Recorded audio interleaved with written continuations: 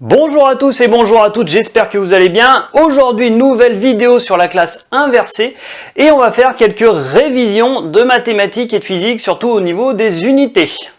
On va voir en fait aujourd'hui les unités du système international et on va voir qu'on ne les utilise pas toutes. Mais on va s'intéresser aussi aux unités mètres, mètres carrés, mètres cubes, donc des unités de longueur, surface et volume.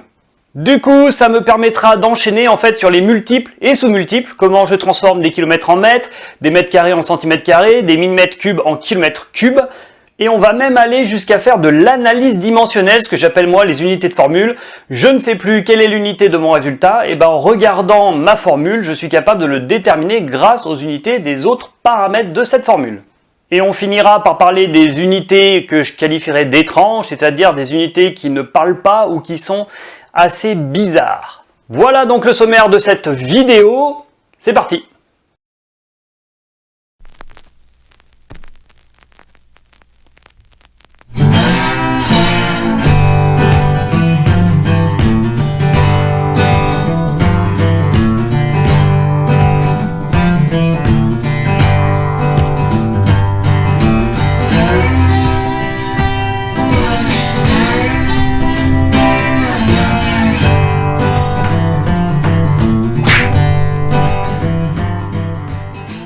Et donc, avant de rentrer dans le vif du sujet, un petit rappel, normalement vous devriez avoir la synthèse devant vous avec des trous qu'il va falloir remplir pendant la vidéo. Ensuite, il va y avoir des exercices, donc ça veut dire que vous avez deux feuilles devant vous, synthèse et exercice. Vous les avez pas, vous regardez sous la vidéo, il y a un lien qui mène sur le drive et vous récupérez donc la synthèse et les exercices qui font référence à cette vidéo. Allez, on va parler des unités du système international. Alors, si vous voulez connaître l'histoire de ces unités, je vous invite vraiment à aller voir la chaîne de Monsieur Y Penser, parce que lui, il a détaillé ces unités du système international, il explique beaucoup de choses, donc ça permet de mieux comprendre et donc forcément de mieux apprendre. Alors, la première unité qu'il faut connaître, bien sûr, en architecture, c'est la longueur en mètres. Sur un plan d'architecte, vous allez forcément voir des longueurs, par exemple, de murs. Dans ce cas-là, ce sera 12 mètres, par exemple. Ou alors, des épaisseurs de cloison. Là, ça sera 12 cm. Et c'est pas indiqué sur le plan. Hein. Mètres, centimètres, c'est à nous d'arriver à savoir qu'est-ce qui est en centimètres, en mètres, voire en millimètres. On utilise aussi les mètres pour les longueurs de terrain. On utilise les kilomètres pour savoir à combien de kilomètres se trouve par exemple la première école, pour savoir si on va implanter dans une zone d'urbanisme une école. Et c'est vrai que les millimètres on l'utilise un petit peu moins, mais il y a des matériaux qui ont des épaisseurs en millimètres, donc celle-là il faut la connaître. L'unité suivante, ça va être l'unité de masse. Cette unité de masse, elle est en kilogrammes et elle va nous servir à plusieurs choses, par exemple à connaître la masse de déchets qu'on va jeter dans une déchetterie. Mais des fois c'est aussi en mètres cubes, ça dépend, mais surtout ça nous servir pour la structure, pour déterminer par exemple si une passerelle est capable de résister déjà à sa masse, à elle, plus la masse de neige, plus la masse des personnes qui seront dessus. Ensuite vient l'unité de température, et non ce n'est pas le degré Celsius, c'est le degré Kelvin. Mais il y a simplement un décalage de 273,12 degrés. Donc ça veut dire que 0 degré Celsius est égal à 273,15 degrés Kelvin, et c'est un décalage. Donc nous, sachant qu'on travaille beaucoup en différence de température, la température extérieure moins la température intérieure par exemple, dans ce cas-là, la différence, qu'elle soit en degrés Celsius ou en degrés Kelvin, c'est la même. Donc c'est pas trop grave, mais n'empêche qu'il faut garder dans sa tête qu'on parle en degrés Kelvin. Imaginons maintenant que vous vouliez faire une étude lumineuse à l'intérieur d'une maison pour pouvoir positionner au mieux les lampes. Dans ce cas-là, c'est pareil, il va vous falloir une unité du système international qui est le candela. Alors plus c'est dérivé, parce que ça ne nous suffit pas le candela qui vient de chandelle. On utilise aussi, et oui, une unité de temps du système international. Alors par contre dans le système international ce sont des secondes. Nous la seconde ça sert à rien, c'est forcément dans l'architecture, c'est un petit peu court. Donc on va utiliser des heures, par exemple quand on va parler de débit d'une ventilation. Une ventilation doit envoyer à l'extérieur l'air qui est malsain et doit faire rentrer dans la maison un air sain. Et donc forcément il y a une certaine vitesse, donc forcément il y a les heures qui apparaissent. Mais on va pouvoir parler aussi par exemple de DJU, degré jour unifié, donc de jours, ça c'est en thermique, et on va même aller jusqu'à parler d'années, forcément, parce qu'un bâtiment il est donné pour 50 ans, 100 ans, ça dépend. Donc la seconde pour nous c'est un petit peu court. Et il nous reste deux unités, l'unité du courant électrique en ampères, on s'en sert pas, et l'unité de la quantité de matière en mol, on s'en sert pas non plus. Ça sert ailleurs, mais pas chez nous. Voilà, donc déjà, unité système international, vous voyez qu'il n'y en a pas tant que ça, et on se sert quand même de la majorité. Maintenant, on va parler des longueurs, surface et volume. Alors déjà, une longueur, bon, c'est en mètres, c'est pas très compliqué. On peut déterminer cette longueur avec un mètre laser, un mètre ruban, on peut le mesurer avec une règle sur un dessin, ou carrément avec l'outil mesure, par exemple, dans des logiciels. Alors au niveau ensuite de ces différentes longueurs, bien sûr il faut savoir dimensionner un segment, il faut savoir le mesurer, ce segment droit, mais ça peut arriver aussi qu'on ait des arcs.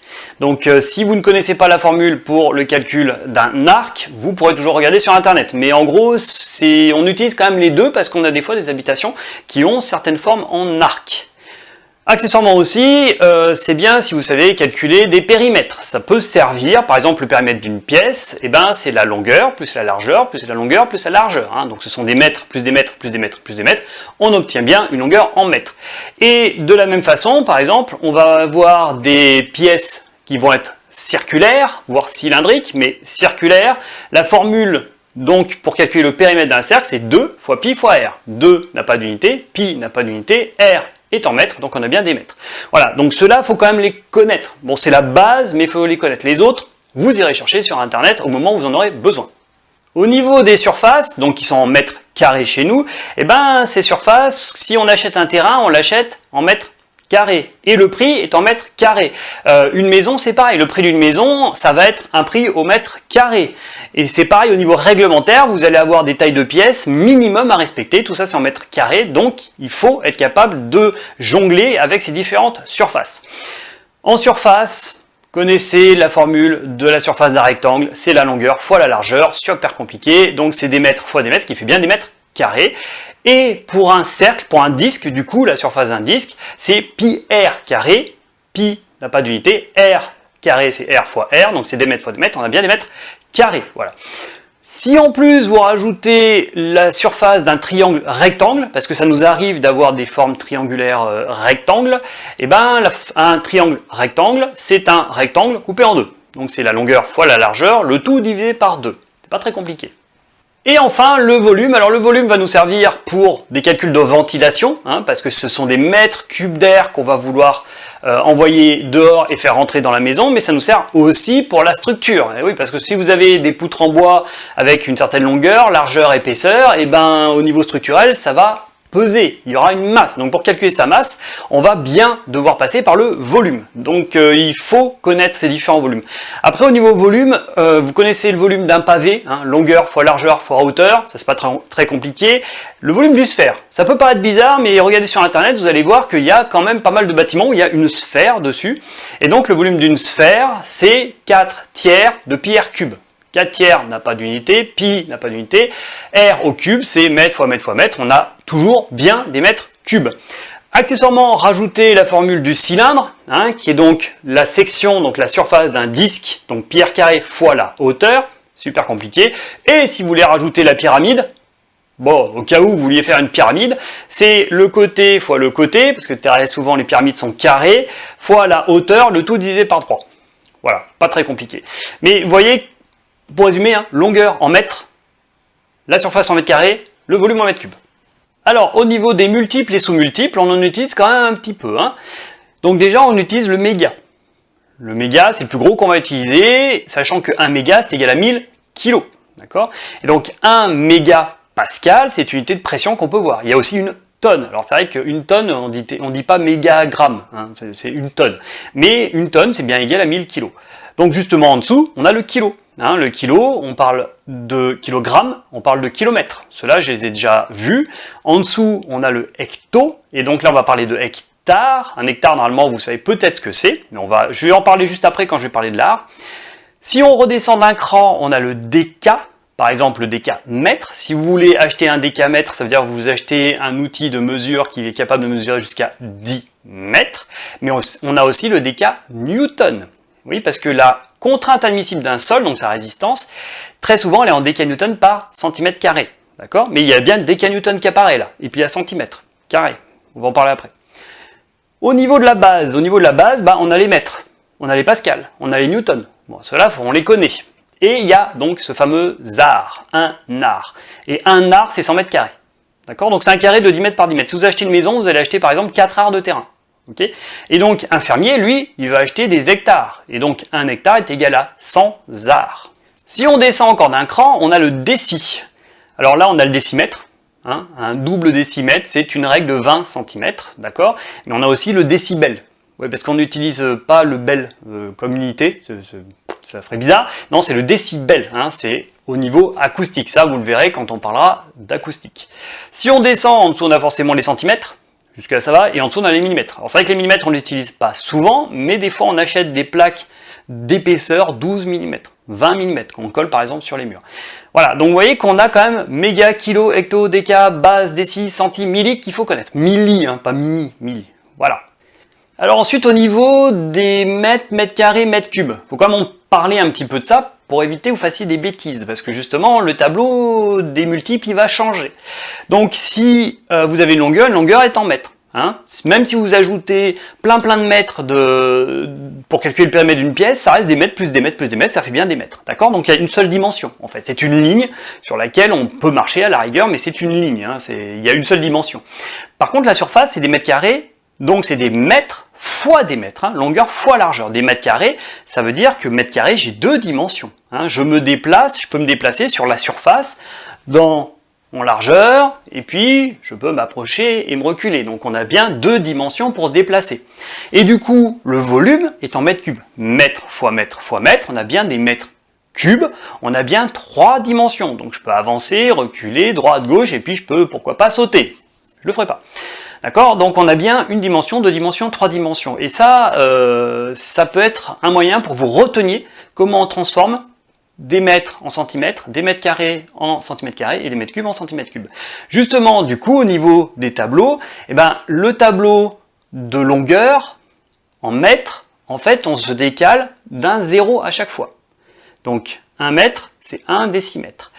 Le tableau des surfaces, il faut mettre 2 cases à chaque multiple, et le tableau des volumes, il faut mettre 3 zéros pour se décaler. Et pour vous prouver que ça marche comme ça, on va prendre un petit carré de 1 cm par 1 cm, d'accord? Si je veux calculer la surface d'un carré de 1 cm par 1 cm, je fais 1 fois 1, ce qui fait 1 cm carré, d'accord? Maintenant, si je reprends ce carré, mais je ne le mets pas en centimètres, je le mets en millimètres. 1 cm, c'est égal à 10 mm. Donc on a 10 mm fois 10 mm, 10 fois 10, 100. 100 mm carrés. Donc ça veut bien dire que 1 cm carré de surface est égal à 100 mm carré de surface. Donc c'est pour ça qu'on se décale, vous voyez, on se décale de 2 zéros. Hein, on met un 1 dans la case centimètre carré, et il faut bien 2 zéros pour arriver au millimètre carré. Bon. Et du coup, le cube, vous le sentez venir. Si je prends un cube de 1 cm par 1 cm par 1 cm, et ben c'est 1 fois 1 fois 1, ce qui fait 1 cm cube. Si je mets ça en millimètres, c'est 10 mm fois 10 mm fois 10 mm, ce qui fait 1000 mm3. Donc on voit bien que 1 cm3 est égal à 1000 mm3. Donc je mets mon 1 dans centimètre cube, et donc je dois mettre 3 zéros pour avoir des millimètres cubes. D'accord? Donc vous le retenez, soit vous retenez le tableau par cœur, soit forcément vous comprenez comment ça se passe, et dans ce cas-là, vous retrouverez facilement ce tableau. Alors, maintenant on va passer sur l'analyse dimensionnelle. Ça peut paraître un petit peu laborieux, mais ça vous permet d'éviter beaucoup d'erreurs, et donc de ne pas perdre de points au bac, hein, que ça soit en spécialité ou même en enseignement technique transversal. Ou ailleurs, parce que les unités, il faut savoir s'amuser avec. Donc on va faire ce que j'appelle les formules d'unité. On va essayer de déterminer l'unité du résultat avec les unités des autres paramètres. Le problème, c'est qu'a priori, tous les paramètres n'ont pas la même unité. C'est-à-dire que si on prend l'unité de la force est en newton. D'accord? Cette force en newton, si je regarde dans mes formules, je ne vois pas d'autres newtons que là. Hein, je vais avoir des kilogrammes, je vais avoir des mètres, je vais avoir des secondes, mais ça peut être assez bizarre. Parce qu'en fait, le newton, il faut savoir qu'un newton, c'est égal à 1 kg mètre par seconde carrée. D'accord? C'est-à-dire que c'est une force, la force est capable de donner à une masse de 1 kg une accélération de 1 mètre seconde carré. Bon, voilà, c'est ce que ça veut dire. Mais donc, le kilogramme mètre par seconde carré, c'est donc égal à 1 newton. Donc si vous avez besoin de retrouver des fois dans une formule le résultat, ce qui vaut, et ben vous regardez dans une unité, vous essayez de transformer ça en unité du système international. De la même façon, la pression, c'est 1 pascal. C'est en pascal ou mégapascal. 1 pascal, c'est égal à 1 newton par centimètre carré. Voilà, oh là, on a encore des newtons? on retransforme à l'autre. Ouais, on va pas s'amuser à ça tout le temps. Mais voilà, donc une pression de 1 pascal, c'est 1 newton par centimètre carré. Et une pression de 1 mégapascal, c'est égal à 10 bars et c'est égal à 10 décanewtons par centimètre carré. Parce que justement, là, j'ai parlé tout à l'heure de la résistance du sol, et ben, elle peut être en pascal, en mégapascal, et du coup, c'est très facile de la transformer en décanewtons par centimètre carré, parce que 1 mégapascal, c'est 10 décanewtons par centimètre carré. D'accord? Voilà, donc ça, il faut le connaître. Est-ce qu'il y a d'autres choses à connaître? Est-ce qu'il y a d'autres unités comme ça à connaître? Eh ben oui, il y en a encore. Il y a la masse volumique ρ, d'accord, qui est en kilogrammes par mètre cube. C'est-à-dire que dans un mètre cube de matériaux, j'ai tant de kilogrammes. Par exemple, les aciers, vous prenez un acier, c'est au moins 7500 kg par mètre cube. Ça veut dire que dans un mètre cube d'acier, il y a 7500 kg. Voilà. Donc cette masse volumique, il faut la connaître par cœur. Parce que forcément, je passe du volume à la masse grâce à ça. Alors il y a aussi l'accélération de la pesanteur qu'il faut connaître. En structure, on l'utilise beaucoup. Donc c'est petit g, d'accord, et c'est 9,81 mètres par seconde carré. C'est une accélération, donc 100 mètres par seconde carré. Mais aussi, on peut lui donner une autre unité qui est le 9,81 newton par kilogramme. Celle-là, on l'utilisera plus, nous, parce que justement, dans les formules, on aura des newtons, des kilogrammes, donc il faudra que ce petit g soit 9,81 newtons par kilogramme. Alors, dernier point, bien sûr, toutes ces unités doivent avoir le même multiple. Si vous voulez calculer le volume d'une pièce et que c'est des mètres fois des mètres fois des centimètres, ça va être faux. C'est des mètres fois des mètres fois des mètres, ou des centimètres fois des centimètres fois des centimètres, d'accord? Il faut vraiment qu'à chaque fois, on ait le même multiple, sinon ça ne va pas aller du tout. Voilà. Un petit exemple, par exemple, il y a une formule que vous allez apprendre par cœur dans pas longtemps, qui est P égale mg, d'accord? Je vous dis pas ce que c'est P, voilà. Par contre, m, c'est la masse, et g, d'accord, c'est 9,81 mètres par seconde carré. Du coup, si je veux retrouver ce que c'est que P, eh ben, je fais ma formule d'unité. M est en kilogrammes, d'accord? Donc, M en kilogrammes fois des newtons divisé par des kilogrammes. Les kilogrammes, je peux les supprimer. Des kilogrammes sur des kilogrammes, je peux les supprimer. Sinon, il reste des newtons, d'accord? Donc, P est en newtons. Et en fait, P, c'est le poids qu'on verra dans la prochaine vidéo. Il me reste à vous parler des unités que je qualifierais d'unités étranges et bizarres. Parce que pour l'instant, toutes les unités dont j'ai parlé, moi je sais ce qu'elles veulent dire. Voilà, j'ai même pas besoin presque de les apprendre parce que je sais ce qu'elles veulent dire, donc je sais les retrouver. Mais par contre, il y a des unités qui parlent pas forcément. Et là, c'est problème. Donc par exemple, prenez la résistance thermique surfacique. Donc la résistance d'un matériau a empêché la chaleur de se barrer. Cette résistance est en mètres carrés Kelvin par watt. Je serais incapable, enfin, ouais, ça veut rien dire. Des mètres carrés Kelvin par watt. Donc si j'ai une résistance de 4, c'est 4 mètres carrés Kelvin par watt. Qu'est-ce que ça veut dire? Je veux dire, c'est pas palpable. 4 kg, je sais ce que c'est. 4 newtons, je sais ce que c'est. La conductivité thermique, par exemple, d'un matériau, donc c'est en gros, c'est-à-dire c'est à la vitesse à laquelle la chaleur se barre par un matériau, ce sont des watts par mètre Kelvin. Donc là, par contre, ça parle beaucoup plus. Parce que ça veut dire que si j'ai 0,2 de conductivité thermique, j'ai 0,2 watts, donc je perds 0,2 watts d'énergie par mètre de matériau par degré Kelvin d'écart entre l'intérieur et l'extérieur. Ça me parle. Par contre, la résistance thermique ne me parle pas personnellement, donc je la connais par cœur. C'est la même chose pour une autre unité qui me fait bien rire, c'est le débit de fuite d'une maison. Si vous regardez dans la norme RT 2012, pour une maison, on ne doit pas dépasser un débit de fuite, donc vous savez, c'est toutes les petites infiltrations à droite à gauche, tous les petits trous qu'il y a dans les murs qui font que l'air se barre ou rentre, d'accord, autour des fenêtres par exemple, et ben cette valeur c'est 0,6 mètres cubes par heure mètre carré. 0,6 mètres cubes par heure par mètre carré aussi on peut dire. J'ai des mètres cubes, j'ai des mètres carrés. Donc forcément, celle-là, elle peut sembler très très bizarre. Et celle-là, on va la voir, donc c'est pour ça que j'en parle maintenant. Mais en fait, c'est parce que dans cette unité, les mètres cubes et les mètres carrés, on ne parle pas de la même chose. Parce que les mètres cubes par heure, c'est un débit. Donc c'est-à-dire que je dois, au maximum, je dois avoir 0,6 mètres cubes par heure qui se barre dans ma maison. Et pourquoi par mètre carré? Parce que c'est par mètre carré de surface de paroi froide hors plancher bas. Voilà, c'est-à-dire par rapport à la surface. C'est-à-dire que sur mon mur, si j'ai 1 mètre carré de mur, il faut que j'ai au maximum 0,6 mètres cubes par heure qui se barre. D'accord? Voilà. Et forcément, pourquoi est-ce qu'on a rajouté ces mètres carrés? Parce que plus la maison est grosse, plus je vais avoir des fuites. Donc si j'ai 100 mètres carrés de mur, de parois froides qui touchent l'extérieur, et dans ce cas-là, j'ai le droit à 600 mètres cubes par heure pour respecter la norme. Voilà. Donc vous voyez, ces unités-là, qui sont des fois un petit peu bizarres, si on ne les comprend pas, qu'est-ce qu'on fait? On les apprend. Parce que apprendre, ça permet de comprendre. Et comprendre, ça permet aussi d'apprendre. Donc, vous savez ce qu'il vous reste à faire?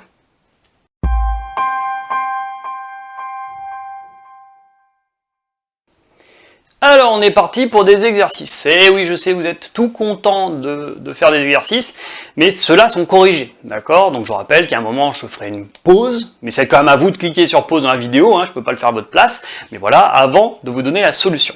Donc, les exercices qu'il va y avoir là, c'est exercices pour s'amuser un petit peu en maths, les deux premiers, et ensuite, le troisième, ça sera justement pour vous faire un petit peu plus de calcul. Donc là, cet exercice-là, alors il est connu, vous pouvez trouver la réponse sur Internet, bien sûr, mais vous l'avez aussi dans la vidéo, c'est pas la peine d'aller sur Internet. Mais c'est un exercice de maths où justement, si vous comprenez ce qui se passe dans les formules, vous allez trouver d'où vient l'erreur, parce qu'il y a une erreur dans cet exercice-là. Si je pars du principe que A est égal à B, d'accord? A égale B. Je peux donc dire que A fois B, c'est égal à B fois B. Hein? Vu que A égale B, je peux multiplier de chaque côté par B, il n'y a pas de souci. Donc AB est égal à B. Du coup, AB est égal à B carré. Bon. Du coup, derrière, je retire A carré de chaque côté. Hein, j'ai le droit d'enlever A carré de chaque côté, ce qui fait que AB moins A carré, c'est égal à B carré moins A carré. Jusque-là, tout va bien. Là, normalement, vous devriez vous dire, tiens, c'est bizarre, parce que A carré moins B carré, je connais. Ou B carré moins A carré, je connais. Vous avez déjà vu ça en maths, normalement. Donc, d'un côté, je mets A en facteur, donc ce qui me fait A facteur de B moins A, et de l'autre côté, je mets B plus A en facteur, ce qui me fait B plus A facteur de B moins A. Ok, vous pouvez vérifier, c'est tout à fait correct. Et derrière, eh ben, je divise par B-A. J'ai B-A de chaque côté, je peux les enlever. Je les vire, ce qui me fait que A est égal à B plus A. Problème, c'est que si je dis que A est égal à B, parce que j'ai fait tout l'exercice en disant que A égale B, si A égale à B et que par exemple A égale B égale 1, ça veut dire que 1 est égal à 1 plus 1. Donc 2 égale 1. Oui, il y a une erreur. À vous de la trouver. Alors, où se cache l'erreur? En fait, très souvent, sur les additions, soustractions, multiplications, on n'a pas trop de problèmes. Par contre, on a souvent des problèmes sur les divisions. Parce qu'il y a une chose qu'on n'a pas le droit de faire en division, c'est diviser par 0. Et quand j'ai retiré B moins A de chaque côté, sachant que A égale à B, ça veut dire que B moins A est égal à 0. Donc, il y a une ligne où je divise par 0, et ça, j'ai pas le droit. Et c'est de là que vient cette erreur. Deuxième exercice. Alors celui-là j'aime bien, celui-là j'aime beaucoup. Je pars du principe que x est égal à 0,999999 à l'infini. D'accord? Mettez 3 petits points après les 9, c'est à l'infini. D'accord? Si x est égal à 0,999 à l'infini, 10 fois x, c'est égal à 9,999999 à l'infini. Jusque-là tout va bien. Du coup maintenant je m'amuse, je fais 10x moins x. D'accord? Donc ce qui fait 9,99999 moins 0,99999, ce qui me donne 9. Moins ça simplifie. 10x moins x, c'est 9x. Donc 9x est égal à 9, donc x est égal à 1. Malheureusement au début j'ai dit que x est égal à 0,99999 à l'infini, ce qui veut dire que 1 est égal à 0,9999 à l'infini. Voilà. Où est l'erreur? Eh ben il n'y en a pas. Et non, il n'y a pas d'erreur dans cette formulation d'équation, elle est juste. C'est juste. Alors, d'où ça vient qu'on dit que 1 est égal à 0,9999 à l'infini? Tout simplement que on a quand même des problèmes de calcul avec les nombres infinis. Hein. On ne sait pas tout à fait gérer les nombres infinis. Il y en a qui parlent de paradoxe, il y en a qui parlent que c'est du bavardage de mathématiciens, il y en a qui parlent de limites de mathématiques, c'est comme vous voulez, mais en tout cas, c'est un des phénomènes où en mathématiques, on est un peu bloqué, on se dit... c'est assez bizarre de dire que 0,999 à l'infini est égal à 1. Mais bon, c'est 0,999 à l'infini. Donc c'est à l'infini. Ça ne s'arrête pas. Donc forcément, ça pose des problèmes. Allez, troisième exercice. Et cet exercice, bizarrement, vous allez reconnaître la pièce dont je vous demande quelques mesures. C'est la pièce, c'est la salle d'architecture et construction. D'accord? Bon, elle a changé un petit peu au niveau des tables, mais sinon, c'est bien celle-là. D'accord? Donc c'est la salle où vous avez cours. Vous la connaissez, vous savez à quoi elle ressemble. Donc il faut savoir que, et je vous donne que les dimensions intérieures, d'accord? La longueur totale fait 24 mètres, ok? La largeur la plus grande fait 12,25 mètres. Oui, j'ai mesuré, ça tombe là-dessus, tant pis. La partie prototypage, vous savez, il y a les tables pour pouvoir découper, elle fait 9,5 mètres de long et elle fait 5 mètres de large.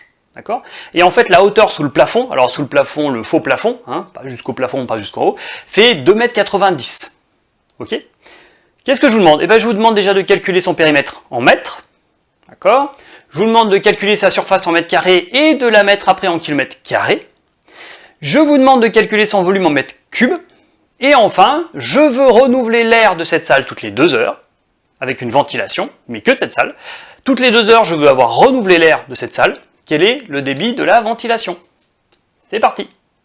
Alors au niveau de la solution, j'ai essayé de prendre, je dirais, une direction que vous n'avez peut-être pas forcément prise, parce qu'il y a plusieurs façons de faire.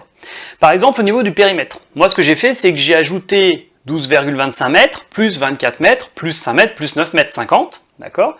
Donc jusque là tout va bien. Le problème c'est qu'après, j'ai la largeur, donc j'ai pas mis de dimension, et pourtant on peut la déduire parce que je sais que j'ai 12,25 et que j'ai 5. Donc c'est cette largeur-là, c'est 12,25 moins 5 mètres, d'accord? Donc j'ai cette largeur-là, donc ça fait 7,25. Et de l'autre côté, j'ai 24 mètres moins 9,5, et si j'ajoute tout ça, ça me fait 72,5 mètres, d'accord? Et si vous remarquez, j'aurais pu faire 24 plus 12,25 plus 12,25, et j'aurais obtenu aussi le même résultat. Et oui, parce qu'un périmètre, là, c'est longueur plus largeur, plus longueur plus largeur, quoi. D'accord? Voilà. Donc, il y avait plusieurs façons de faire. Moi, j'ai décidé d'en faire une un petit peu plus compliquée. 72,5 mètres de périmètre. D'accord? Au niveau de la surface, c'est 24 fois 12, 25. Parce que vous allez voir comment j'ai fait. Moi, j'ai fait 24 fois 12, 25. Donc, j'ai imaginé que c'était un grand rectangle, pardon. Et ensuite, j'ai retiré le petit rectangle. Et ce petit rectangle, c'est donc 9,5 mètres de long sur 7,25 de large. Donc, j'ai fait 24 fois 12, 25 moins 9,5 fois 7,25. D'accord? Tout ça en mètres, ce qui me donne 225,125 mètres carrés. D'accord, voilà. Vous, ce que vous avez sûrement fait, vous avez ajouté les 2 rectangles, ce qui marche aussi. Mais vous voyez qu'il y a plusieurs techniques différentes. Et 225,125 mètres carrés, c'est donc égal à 0,00022 51 25 km carrés. Voilà. Hein, d'accord, parce que 1 km, c'est égal à 1000 mètres, donc 1 km carré, c'est égal à 1 million de mètres carrés. Du coup, je divise 225 par 1 million, ce qui me donne 0,000225125. Voilà, kilomètres carrés.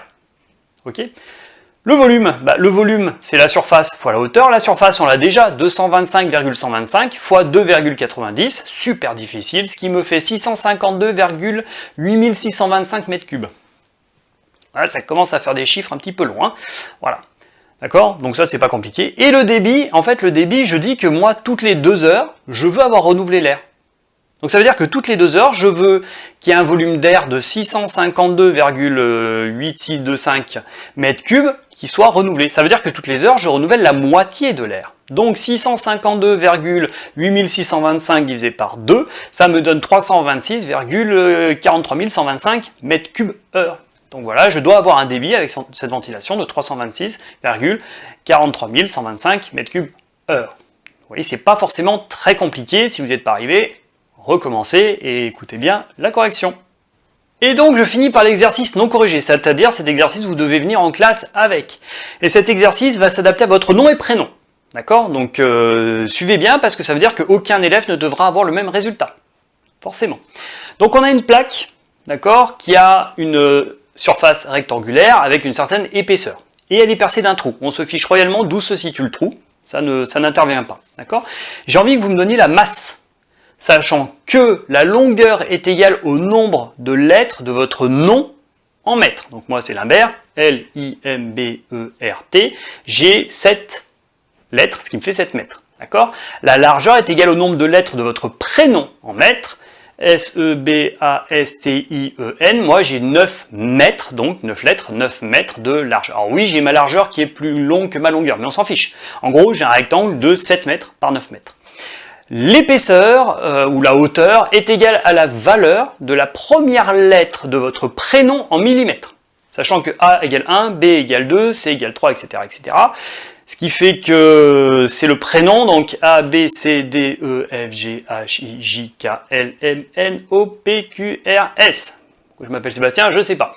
Ce qui fait 19. Donc moi j'ai 19 millimètres, parce que je suis en millimètres, d'épaisseur. Donc ça fait une plaque un peu bizarre, hein, 9 par 7 par 19 millimètres, c'est un petit peu bizarre, mais c'est pas grave. Et le diamètre du trou est égal à la valeur de la première lettre du nom en millimètres. Du nom, donc L, A, B, C, D, E, F, G, H, I, J, K, L. 12, si je ne dis pas de bêtises. Donc j'ai un trou d'un diamètre de 12 mm. Voilà.